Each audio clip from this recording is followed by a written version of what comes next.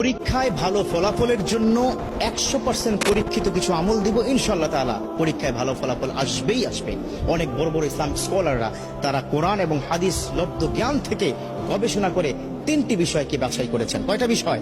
3টি জিনিস যদি কোনো শিক্ষার্থী পালন করে, পরীক্ষার আগের রাতেও যদি করে, পরীক্ষার হলে গিয়েও যদি করে, ইনশাআল্লাহ তাআলা তার ভালো ফলাফল আসবে। দেখো, প্রত্যেকটা স্টুডেন্টের স্বপ্ন সে খুব ভালো রেজাল্ট করবে, ঠিক কিনা? আছে না? এই যে যুবক বন্ধুরা, স্বপ্ন আছে না? আছে। বর্তমান কিন্তু আমাদের পরীক্ষা চলছে, আলহামদুলিল্লাহ।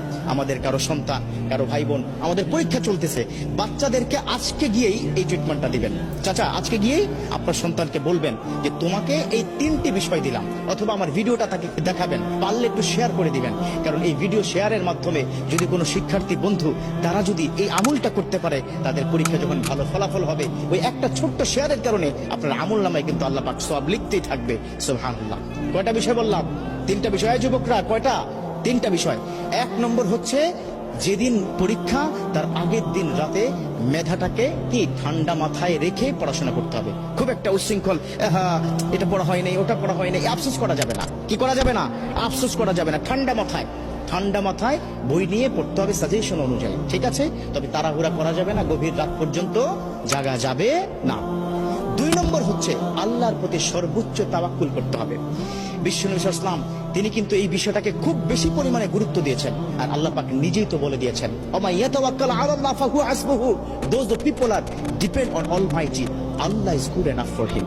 অতএব আল্লাহর প্রতি তাওয়াক্কুল রাখতে হবে। আল্লাহ, পরীক্ষার হলে কালকে যাব, আল্লাহ তুমি পরীক্ষায় প্রশ্নগুলো কমন করে দিও, প্রশ্নগুলো কমন করে দিও, প্রশ্নগুলো কমন করে দিও। এটা 2 নম্বর। আল্লাহর প্রতি তাওয়াক্কুল রাখতে হবে।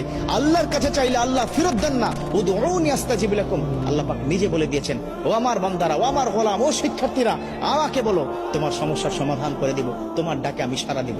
সুবহানাল্লাহ। চাইবেন কার কাছে? আল্লাহর কাছে। আজকে গিয়ে সন্তানকে বুঝাবেন, বাবা পড়াশোনা যাই করো না কেন, তাওয়াক্কুল করবে কার উপর? আল্লাহর উপর।